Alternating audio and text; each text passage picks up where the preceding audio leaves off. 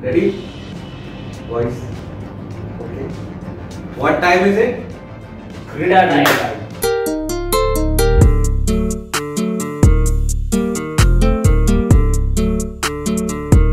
Welcome to Krida time, guys. As this show, we bring a local expert with us and an indigenous game. Today we have with us Dr. Sandeep Chaudhary. He's the director with Rehab World and one of the best physiotherapists that I have met, sports physiotherapists that I have met. So welcome to the show, sir. Thank you. Sir, could you give a introduction about yourself, about the brand that you are building? Small introduction that would just specify your things. Hi guys, my name is Dr. Sandeep Chaudhary and basically I'm a sports physiotherapist. Sports physiotherapist म्हणजे नेमकं काय तर sports सायन्सचा एक अविभाज्य जो घटक असतो त्या टीममध्ये जसं मेडिसिन डॉक्टर असतो, मॅथ्यू असतो, स्ट्रेंथ अँड कंडिशनिंग एक्सपर्ट असतो तसा स्पोर्ट्स फिजिओथेरपिस्ट हा एक मुख्य घटक आहे स्पोर्ट्स सायन्स टीममधला. तर आम्ही बेसिकली प्रिव्हेन्शन आणि रिहॅबिलिटेशनवर काम करतो. Coming back to my brand, like we have established rehab world. Rehab World is an umbrella term where we can rehabilitate injury in terms of any athlete's injury, and we make them go back to their basic sport, whether they play sports or exercise or gym. The proficiency related question. Now guys, we have basically asked various people to contribute and give their questions. Based on which we'll be asking what problems basically athletes have related to their bodies and how sir can solve it. So first, the basic question है, what are the roles and responsibilities of a physiotherapist towards an athlete? एकदम सोपा simple basic question. That's a good basic question. And most important thing that कोणी sports physiotherapist focus करत असेल, so that is prevention of any injury. Prevention हा एक main focus करण्याचा part आहे. Then comes the injury management and then rehabilitation.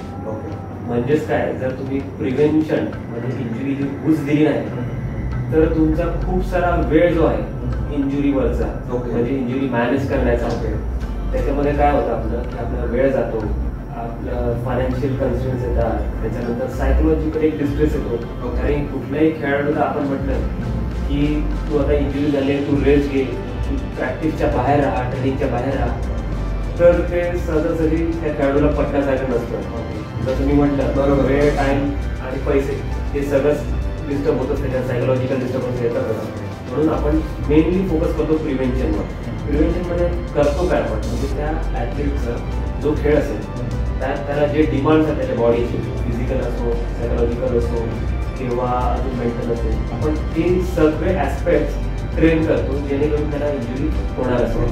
जसं तुम्ही म्हटले इंजुरी प्रिव्हेन्शन, रिहॅबिलिटेशन. आता एखादा ॲथलीट स्पोर्ट्स खेळतोय त्याच्यासाठी ठीक आहे, बट जनरल पब्लिकसाठी सुद्धा त्यांना if they are doing anything for fitness असेल कसं त्यांनाही फिजिओथेरपिस्टची गरज असते.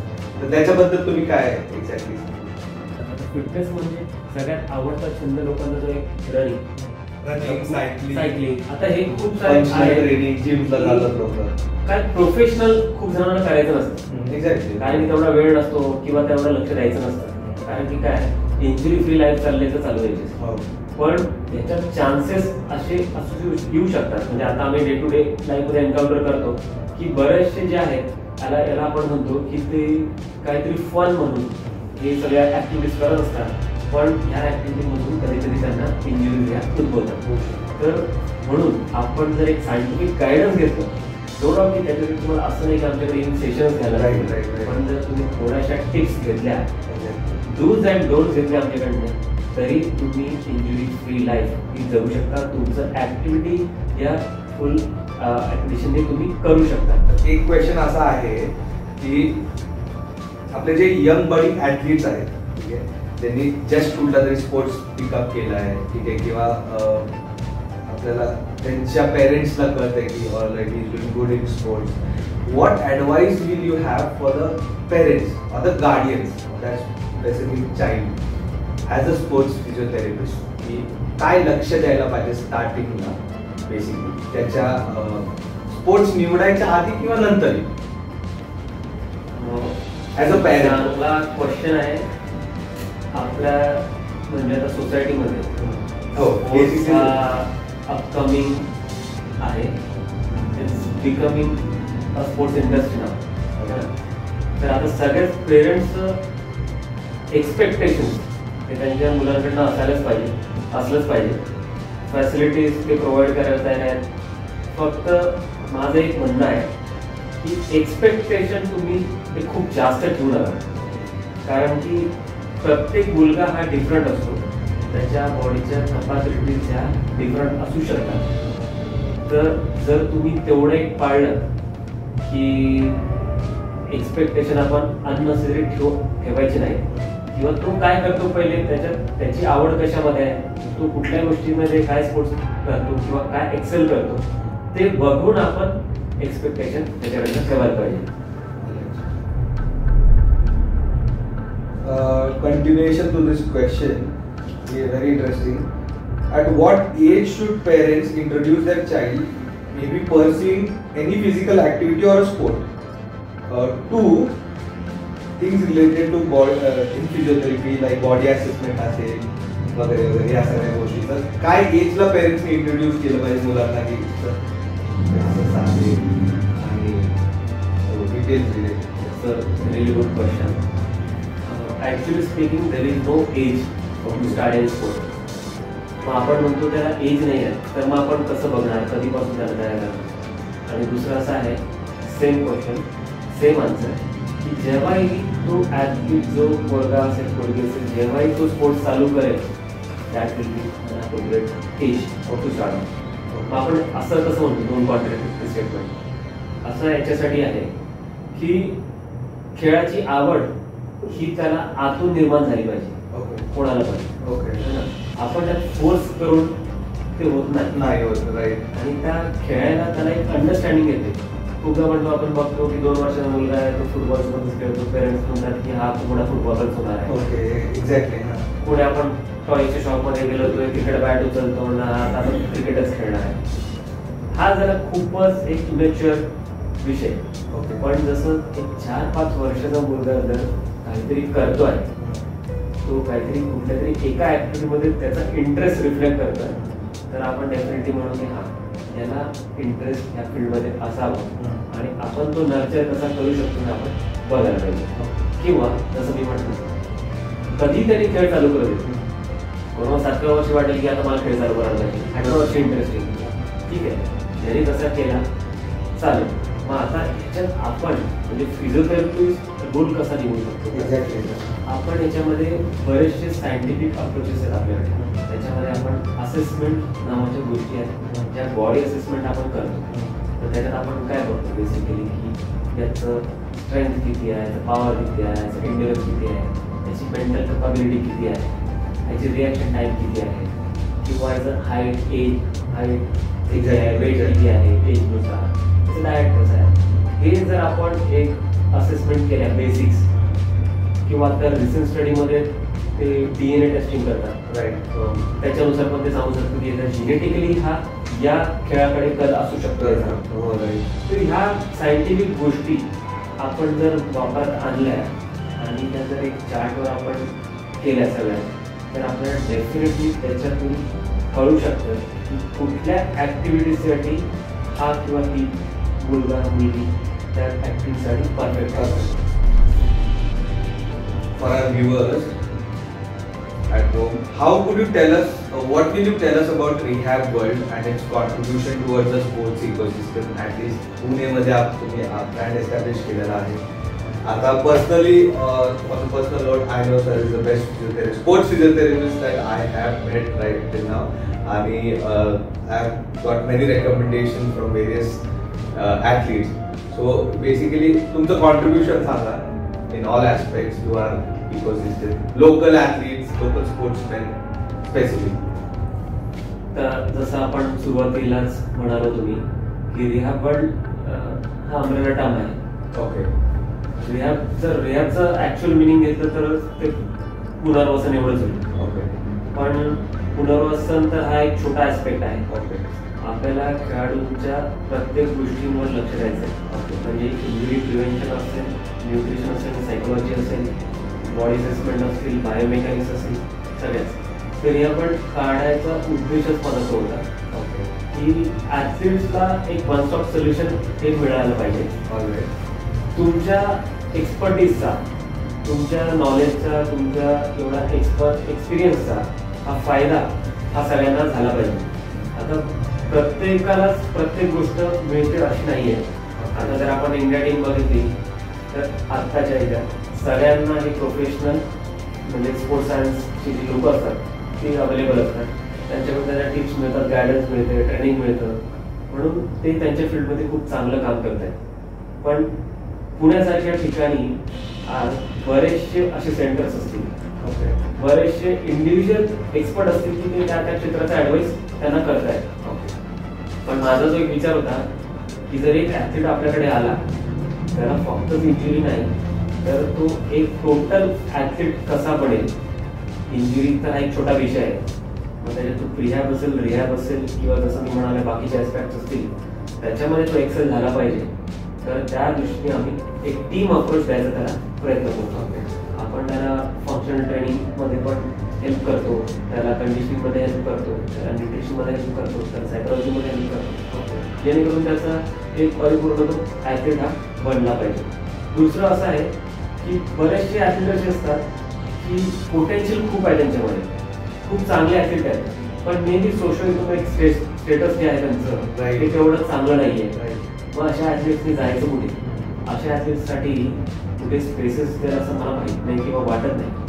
मग जर तुम्ही पोटेन्शियल ॲथलीट असाल तर डेफिनेटली रिहॅबल हे तुमच्यासाठी ठिकाण आहे. तुम्ही इथे या आणि what I would love to know is तुम्ही मला स्पष्टपणे सांगा की मला ही करायची इच्छा आहे, मला रिहॅबिलिटेशन करायची इच्छा आहे, मला इंजुरीतून बाहेर पडायची इच्छा आहे, पण मला अशाशी प्रॉब्लेम्स आहेत. तर त्या प्रॉब्लेमसाठीच आपण इथं बसलो आहे. आपण त्याला फ्री ऑफ कॉस्ट पण जे बडिंग ॲथलीट्स आहेत, नॅशनल लेवलचे ॲथलीट आहेत, त्यांना आपण गायडन्स आणि काय जी ट्रीटमेंट आहे ती आपण देतो. Your views on India versus international sports physiotherapy facilities असतील किंवा ॲथलीट्सला मिळणारे जे काय इन्फ्रास्ट्रक्चर असेल, एक्सपेन्सेस असतील तुमच्या फील्डचे रिलेटेड, तर so what is the comparison basically? India कसं, what level is India's practice related to sports compared to the international? म्हणजे आता आपण जर बघितलं एक वर्ल्डचा सिनारिओ, तर स्पोर्ट्स हे तुमचं 5% पर्यंत GDP ला सपोर्ट करू शकतो किंवा म्हणजे 5% GDP त्यांच्यावर डिपेंड असते. इंटरनॅशनली जर तुम्ही बघितलं US, UK, USच्या ज्या लीग्स आहेत, NFL, NBA यांचं बजेट एक काहीतरी $1 बिलियन असतो. सो डेफिनेटली ते त्यांच्या इकोसिस्टमला सपोर्ट करतात आहे. सेम थिंग आता इंडियात पण ती स्टार्ट झालेलं आहे. आता आपण बघितलं apart from IPL, pro kabaddi is doing well, रेसलिंगच्या कॉम्पिटिशन आल्या, त्याच्यानंतर बॅडमिंटन लीग आल्या, आता ते वाढत चालले. आता मध्यंतरी व्हॉलीबॉल लीग झाली, बास्केटबॉल लीग झाली. तर ह्या सगळ्या आपण कुठे ना कुठे प्लॅटफॉर्मला आता पोहोचत आहोत. नो डाऊट आपण थोडंसं लेट असतो कारण की आपल्याला कन्स्टंट खूप आहे. आपल्या देश खूप मोठा आहे, खूप जबाबदारी आहे, खूप साऱ्या स्पोर्ट्सला काही प्राधान्य देत नाही आपण, पण आता ते आपण द्यायला चालू केलं. मी जेव्हा करिअर चालू केलं 10 वर्षापूर्वी, तेव्हा नक्कीच मला असं वाटायचं की फॉरेनमध्ये गेल्यावर त्या ॲथलीट्सला खूप साऱ्या फॅसिलिटीज मिळतात, खूप सारे इक्विपमेंट्स असतात, गव्हर्नमेंट खूप खर्च करतो. पण हे माझं इंडिव्हिज्युअल मत होतं तेव्हाच, कारण की मला रिअलिटी खूपदा माहिती नसायची की हा खरंच ॲथलीटवर गव्हर्नमेंट खर्च करतोय की ॲथलीट स्वतः पण तेवढा काही खर्च करतोय, काय एफर्ट घेतोय, अजून काय त्याच्यात काही संस्था असेल म्हणा, टेक्नॉलॉजी म्हणा. पण हाच टेक्नॉलॉजीच्या दृष्टीने इंडिया आणि फॉरेनमध्ये खूप काही फरक उरलेला नाही. जी टेक्नॉलॉजी ते वापरतात तिकडे सिमिलर आपण पण इकडे वापरतो. थोडा फरक हा असणारच आहे कारण टाइम लॅप्स आपला आहे. पण आपण we are trying to match their standards.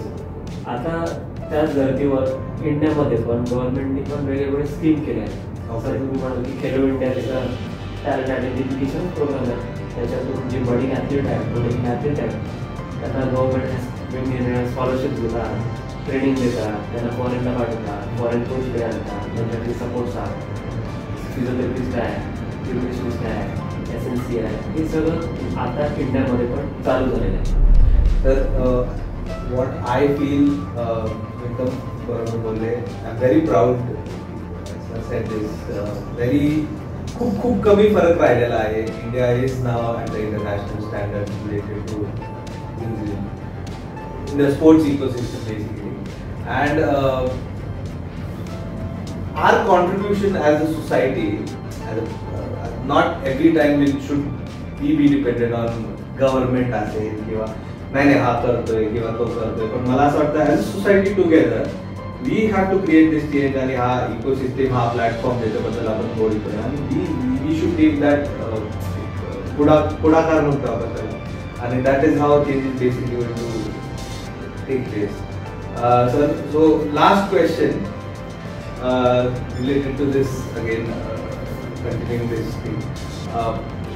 या आमच्या इनिशिएटिव्ह बद्दल तुमचं काय मत आहे? ॲक्च्युअली घेतलेलं लोकल मुवमेंट फॉर ॲथलीट्स, आपल्या लोकल ॲथलीट्सला सपोर्ट करणं, what are your views? Definitely खूप चांगला इनिशिएटिव्ह आहे ॲथलीटचा.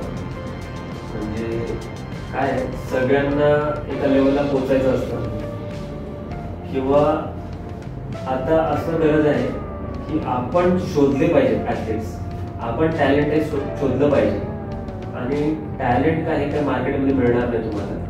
आणि बेसिकली खूप साऱ्या नॅशनल कॉम्पिटिशन्स होतात. पूर्वी असं व्हायचं की नॅशनल कॉम्पिटिशनचा विनर म्हणजे टॅलेंटेड आहे, स्टेट चॅम्पियनचा विनर म्हणजे टॅलेंटेड आहे, त्यांच्यावरच लक्ष केंद्रित करायचं, त्यांना स्क्रीनिंग द्यायचं, सगळ्या फॅसिलिटीज द्यायच्या.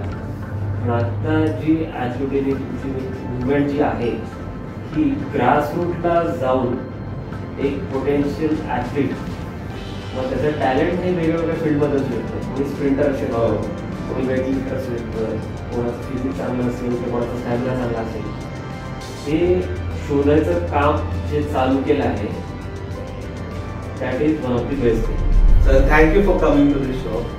It was really a pleasure. खूप दिवसापासून इच्छा होती आम्हाला तुम्हाला इंटरव्ह्यू करायला. Thank you for giving your time from your busy schedule. We always hope the best for rehab world आणि we hope we can contribute the best to the local ecosystem. Alright. Thank you, sir, for coming here. With this, we come to the conclusion of this episode. Don't forget to share, subscribe, like our video.